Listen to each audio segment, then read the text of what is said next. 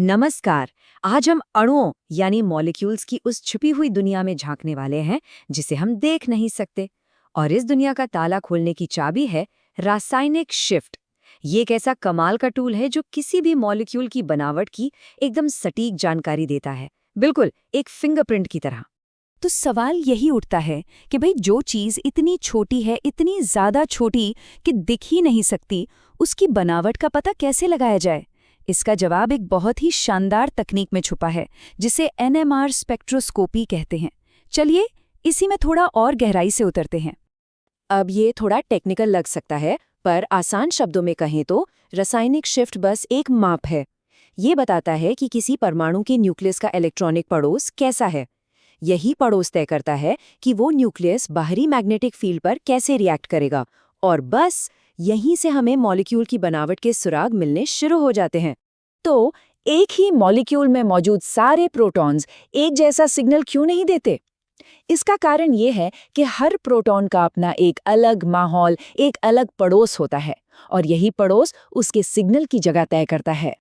इसको ऐसे समझिए, न्यूक्लियस सिर्फ उस बड़े बाहरी मैग्नेट को ही महसूस नहीं करता। नहीं, उसके चारों ओर जो इलेक्ट्रॉन घूम रहे हैं ना, वो भी अपना एक छोटा सा लोकल मैग्नेटिक फील्ड बनाते हैं। और यही लोकल फील्ड है जो हर न्यूक्लियस को एक अलग पहचान देता है। अब चलिए इस लोकल फील्ड के पीछे की फिजिक्स को समझते हैं। इसे कहते हैं इलेक्ट्रॉन शील्डिंग इफेक्ट, और सच कहूं तो ये रासायनिक शिफ्ट के पूरे कॉन्सेप्ट की जड़ है। तो होता क्या है, जैसे ही हम मॉलिक्यूल को एक बाहरी मैग्नेटिक फील्ड, मान लीजिए B0 में रखते हैं, तो उसके इलेक्ट्रॉन घूमने लगते हैं। अब इस हलचल से एक छोटा उल्टा मैग्नेटिक फील्ड पैदा होता है जिसे Bi कहते हैं। इसका मतलब ये हुआ कि न्यूक्लियस को असल में पूरा का पूरा बाहरी फील्ड महसूस ही नहीं होता। वो एक थोड़ा कमजोर, एक प्रभावी फील्ड महसूस करता है जो B0 - Bi के बराबर होता है। अच्छा, तो अब आते हैं इस कॉन्सेप्ट के सबसे जरूरी हिस्से पर। देखिए, यहाँ दो बातें हो रही हैं, एक है शील्डिंग और दूसरी डी शील्डिंग। अब शील्डिंग में क्या होता है? सोचिए कि न्यूक्लियस के चारों ओर इलेक्ट्रॉन्स का एक घना बादल है, एक मजबूत ढाल की तरह। ये ढाल बाहरी मैग्नेटिक फील्ड को थोड़ा कम कर देती है, तो न्यूक्लियस को जो असल फील्ड महसूस होती है वो थोड़ी कमजोर होती है, और इसका नतीजा सिग्नल चला जाता है अप फील्ड, मतलब कम फ्रीक्वेंसी की तरफ। और इसका ठीक उल्टा होता है डी शील्डिंग में। यहाँ इलेक्ट्रॉन्स का बादल या कहें वो ढाल काफी कमजोर है, तो न्यूक्लियस को ज्यादा मजबूत मैग्नेटिक फील्ड महसूस होती है, और बूम, सिग्नल चला जाता है डाउन फील्ड यानी हाई फ्रीक्वेंसी की तरफ। ठीक है, तो ये अलग अलग फ्रीक्वेंसी तो हमें मिल गई, पर हम इन्हें मापते कैसे हैं, इन्हें रिपोर्ट कैसे करते हैं? इसके लिए हमें एक स्टैंडर्ड स्केल और एक 0 पॉइंट यानी एक शुरुआती बिंदु की जरूरत होती है। और हमारा वो शुरुआती बिंदु है टेट्रामिथाइल सिलेन, या शॉर्ट में कहें तो TMS। ये एक बहुत ही ज्यादा शील्डेड मॉलिक्यूल है, और हम इसके सिग्नल को ही 0 मान लेते हैं। बाकी सारे सिग्नल्स को इसके मुकाबले में ही मापा जाता है। हम इन शिफ्ट्स को पार्ट्स पर मिलियन या ppm में दिखाते हैं। ये यूनिट बहुत काम की है क्योंकि ये इस बात पर निर्भर नहीं करती कि स्पेक्ट्रोमीटर कितना ताकतवर है। इसका मतलब एक मॉलिक्यूल का स्पेक्ट्रम चाहे दुनिया की किसी भी मशीन पर लिया जाए, हमेशा एक जैसा ही दिखेगा। ये डायग्राम इसे बिल्कुल साफ कर देता है। देखिए, 0 पर हमारा TMS है। जैसे जैसे हम बाईं ओर जाते हैं यानी डाउनफील्ड, ppm की वैल्यू बढ़ती है। इसका मतलब है न्यूक्लियस ज्यादा डी शील्डेड है। और जैसे जैसे हम दाईं ओर यानी अपफील्ड जाते हैं, ppm वैल्यू घटती है और न्यूक्लियस ज्यादा शील्डेड होता है। सिंपल। तो अब जब हम शील्डिंग को समझ गए हैं, तो अगला लॉजिकल सवाल ये है कि आखिर मॉलिक्यूल में ऐसी कौन सी चीजें हैं जो इस इलेक्ट्रॉन शील्ड को कमजोर या मजबूत बना सकती हैं। पहला और सबसे बड़ा फैक्टर है इलेक्ट्रोनेगेटिविटी यानी वैद्युतीय ऋणात्मकता। अगर कोई प्रोटॉन एक ऐसे एटम से जुड़ा है जो इलेक्ट्रॉन्स को अपनी तरफ खींचता है, जैसे ऑक्सीजन या फ्लोरीन, तो वो प्रोटॉन के चारों ओर इलेक्ट्रॉन की डेंसिटी को कम कर देगा। नतीजा, प्रोटॉन डी शील्ड हो जाएगा और उसका सिग्नल डाउन फील्ड खिसक जाएगा। और ये डेटा इस बात का एकदम पक्का सबूत है। देखिए, जैसे जैसे हम आयोडीन से फ्लोरीन की तरफ जाते हैं, हैलोजन की इलेक्ट्रोनेगेटिविटी बढ़ती जा रही है ना? और साथ ही साथ मिथाइल प्रोटॉन का रासायनिक शिफ्ट भी लगातार डाउनफील्ड यानी ज्यादा पीपीएम वैल्यू की तरफ बढ़ता जा रहा है। बिल्कुल सीधा कनेक्शन है।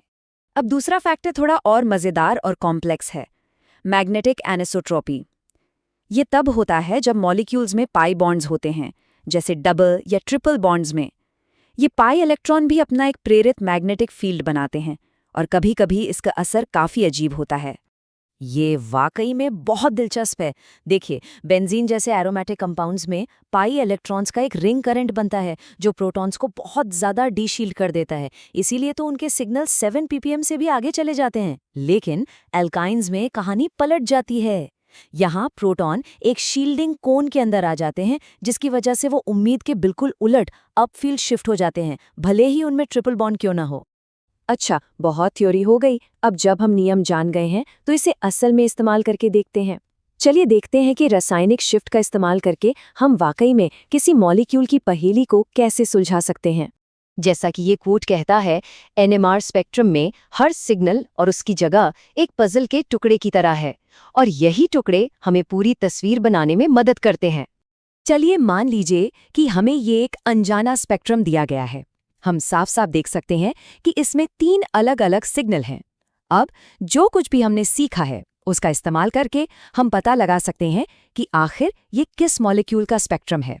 तो इस पहेली को सुलझाना शुरू करते हैं। स्टेप 1, सिग्नल्स की संख्या गिनना। हमारे स्पेक्ट्रम में 3 सिग्नल हैं। इसका मतलब है कि मॉलिक्यूल में 3 अलग अलग तरह के प्रोटॉन हैं।